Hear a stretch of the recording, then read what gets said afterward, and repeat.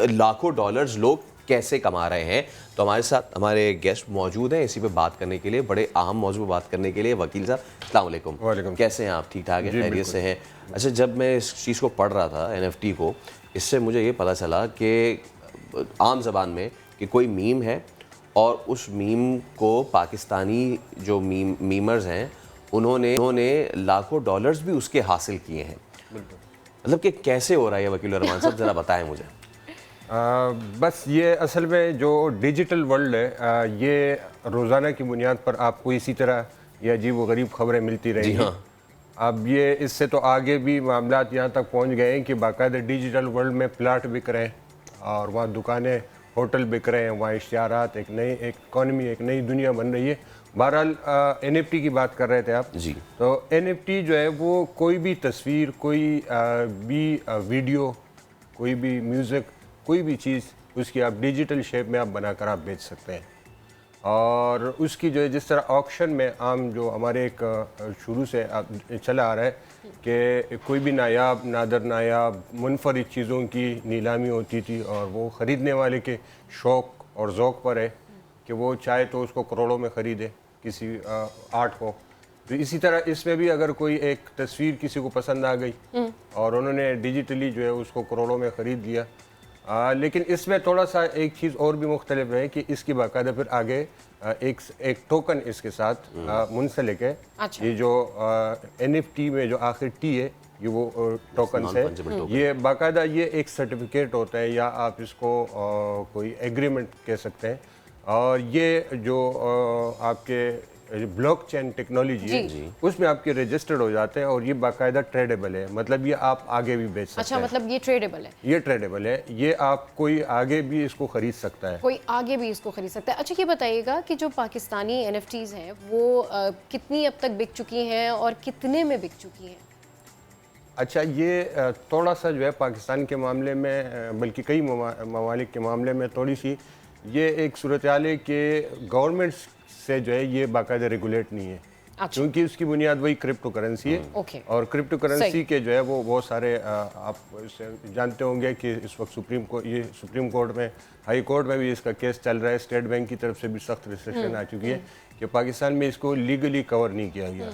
और चूंकि इसके पेमेंट्स और लेन देन ये क्रिप्टो करेंसी में होती है तो इसलिए कुछ आए हैं, कुछ एक फ्रेंडशिप की एक बड़े एक वो NFT हुई थी। इसके अलावा वो एक तो ये चांद नवाब साहब का वो फ्रेंडशिप वाली तो थी कि फलां इज़ माई फ्रेंडशिप विद फलां इज़ ख़त्म, आज से ये मेरा दोस्त है। तो उसमें हमने शो भी किया था इन दोनों हजरात को, ये Salman is my best friend. तो ये मतलब अच्छा, ये इकलौती जो एक इसको मैं क्या कहूँगा, एसेट ही कहूँगा, डिजिटल एसेट कहूँगा इसको। बिल्कुल, ये बुनियादी तौर पर एसेट है और जो खरीदार है इसका वो उसका मालिक है।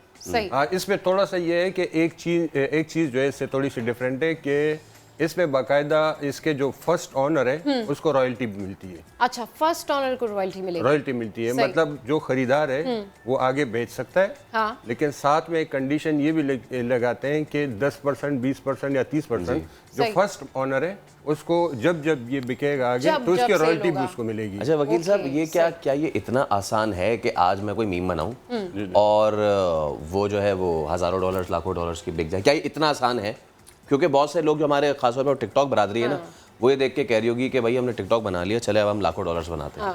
नहीं, बहरहाल ये इतना आसान नहीं है। ये जिस तरह एक आर्टिस्ट की जो है कोई आर्ट देख के कोई भी कहे कि लकीरें तो बनाइए, कोई ज़्यादा नहीं, मैं भी बना लेता हूँ। तो ये इसी तरह ये है कि यहाँ बहरहाल इतना नहीं है, वो जो आर्टिस्ट है उसका एक नाम भी साथ है क्या? थोड़ा सा इसको एलिब्रेट करें, इसका ओवरऑल प्रोसेस है क्या? जैसे कि आसान तो नहीं है ऑब्वियसली आप कह रहे हैं, तो इसमें क्या थोड़ा बहुत कॉम्प्लिकेशंस होती हैं ताकि लोगों को पता चले कि इसके अंदर जो कॉम्प्लिकेशंस हैं या इसके अंदर ये इस्तेमाल करना और किन फोरम के ऊपर ये होता है? मुझे लग रहा है कि आप भी लाखों डॉलर कमाना चाह रहे हैं। I am thinking about it कि यार मतलब नहीं, बिल्कुल ये can be a good idea. नहीं, इसके लिए वायरल होना पड़ेगा। बताएं। ये बिल्कुल आपकी बात सही है, लेकिन इसके लिए वाकई इसके लिए कुछ स्पेशल हो, कोई आपके पास या तो आइडिया इतना स्पेशल हो या बनाने वाला कोई बहुत ज़्यादा स्पेशल हो, यानी कोई चीज़ों के साथ जो है उसके बनाने वाले या कोई यादगार इवेंट्स उसके साथ टच होते हैं तो उस पर जो है वो। लेकिन ये है कि बहरहाल आर्टिस्ट है हमारे जो यंग जनरेशन है वो डिजिटली बड़े अच्छे जा रहे हैं। हमारी IT के एक्सपोर्ट और बड़े जो है वो नए आइडियाज़ के साथ आ रहे हैं। तो वो बाकायदा कुछ चीज़ें बनाकर, वीडियोस बनाकर, मुनफरिद जिसकी कॉपी न बन सकती हो, वो मुनफरिद ऐसी कोई चीज़ें बनाकर उसकी बाकायदा वो कर सकते हैं, NFT बनाकर बेच सकते हैं।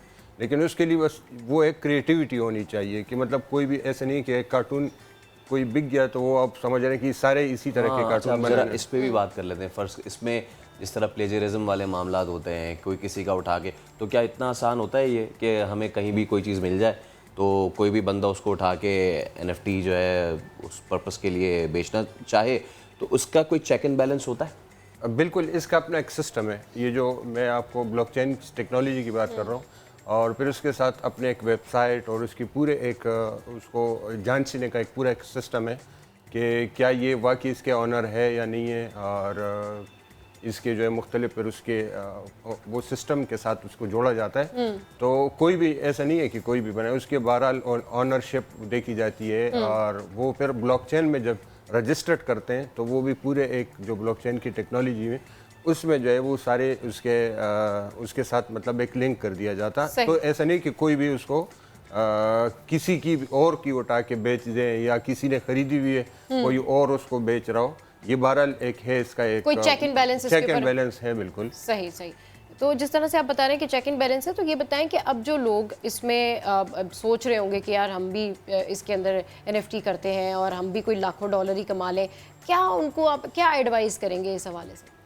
देखिए, ये तो बिल्कुल अभी ये शुरू के वो है ना। अगर हम बिटकॉइन क्रिप्टो की बात करें, चाहे ये इसी NFT की बात करें, असल में इसमें अब ये प्राइवेटली कुछ लोग कुछ इदारे कर रहे हैं, लेकिन बहरहाल ये इतनी बड़ी एक टेक्नोलॉजी है कि इसने बहरहाल यानी इसको इग्नोर नहीं किया जा सकता। आगे जाकर गवर्नमेंट की बुनियाद पर हुकूमतें, मालियाती इदारे ये जब रेगुलेशंस के साथ आएंगी तो इसका दायरा वसी होता जाएगा।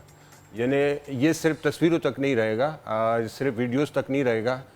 कल को ये हो सकता है कि जो हमारी जो प्रॉपर्टी है, जायदादें, दुकानें, प्लाट वगैरह, ये इसका जो सिस्टम है कि ये बेच रहे हैं कोई, फिर वो आगे तीसरे को बेच रहे, चौथे को बेच रहे हैं, वो भी इस टेक्नोलॉजी के तहत ये हो सकता है कि सिर्फ ये नहीं है कि हम अपने मीम वगैरह बेच रहे हैं, बल्कि प्रॉपर्टी की भी इसी अंदाज में जो ब्लॉकचेन टेक्नोलॉजी है उसके बुनियाद पर ख़रीदो फरोख्त हो। फिर आपकी गाड़ियों की दूसरी जो चीज़ें जहाँ पर ये आगे ख़रीद फरोख्त जारी रहती है, मुंतकिल होते रहते हैं, वो भी इस टेक्नोलॉजी की बुनियाद पर आगे बढ़ सकते हैं। फिर आपके आर्टिस्टों को बहुत बड़ी जो है एक स्कोप मिलेगा। इस वक्त जो है बेचारे बहुत सारे अच्छे आर्टिस्ट हैं, लेकिन उनकी चीज़ें नहीं बिक रही, वो डिजिटली उसको सेल आउट कर सकते हैं, डिजिटल उस पे वो जाके सेल आउट कर सकते हैं। सही। अच्छा, ये बताइएगा कि यहाँ पर एक क्वेश्चन ये भी है कि जो NFT है इसमें सिर्फ डिजिटल अशिया ही हो सकती हैं, या फिर हकीकी दुनिया के फनपारे भी हो सकते हैं, या फिर किसी की कोई कीमती चीज़ या जिसकी पिक्चर या समथिंग लाइक दैट? बिल्कुल, कोई हकीकी दुनिया की चीज़ें भी हो सकती, सिर्फ उसको डिजिटल शेप में डालना ज़रूरी है। ओके। और उसके लिए ज़रूरी है कि एक तो डिजिटल शेप में हो, दूसरा ये कि वो मुनफरिद हो, उसकी कॉपी नहीं बन सकती हो। मतलब अगर कोई भी वो चीज़ है लेकिन उसकी कोई इनफरादियत हो, मतलब मेरे पास घड़ी या वो है तो वो एक जैसी बहुत सारी है, उसको अगर तस्वीर भी बना लें तो कोई नहीं, इस तरह की दस्तियों घड़ियाँ, इस दस्तियों किस्म की जो है वो चेयर्स, ये बहुत सारी चीज़ें जो इसकी कॉपी मौजूद होती है, नेमुल बदल जिसको आप कहते हैं, रिप्लेसेबल है, उसकी सिर्फ उसके लिए ज़रूरी है कि वो मुनफरिद हो, किसी भी लिहाज से मुनफरिद हो, मतलब वो सिर्फ आपके पास हो, यानी कि उसकी जो पिक्चर है, वो जो डिजिटल शेप आप उसको देते हैं, वो सिर्फ आप ही के पास हो। जी बिल्कुल, वो चीज़ मुनफरिद होनी चाहिए। फिर उसकी जो तस्वीर है, खास जिस जाविये से, वो भी वही एक ही होनी चाहिए। जैसे अब ये वसीम अकरम की एक तस्वीर की जो है वो NFT हुई थी 92 वर्ल्ड कप की, वो बॉलिंग के खास पोज की जो है वो एक तस्वीर थी। तो वो तस्वीर जाहिर है कि वो तस्वीर बनाई नहीं गई थी, वो तस्वीर हकीकी दुनिया की एक तस्वीर थी। यानी जब वो बॉलिंग कर रहे थे, वो बॉलिंग करने की एक खास पोज की जो है वो तस्वीर डिजिटल शक्ल में वो उसकी NFT बना के बेची गई। और ये भी कहा जा रहा है कि शायद और भी जो है उस तरह की उनके और कुछ तस्वीरें भी, यानी क्रिकेटर्स की आ सकती है, बड़े बड़े आर्टिस्ट की आ सकती है, जो सियासतदानों के भी आ सकते हैं, कोई यादगार, जी जी, वो इस तरह उनकी तस्वीरों की बाकायदा डिजिटली शेप में जो है, या कोई छोटे वीडियोस बनाकर जो है वो उसको NFT बनाकर बेचे जा सकते हैं। ठीक है जी, बहुत शुक्रिया वकील साहब।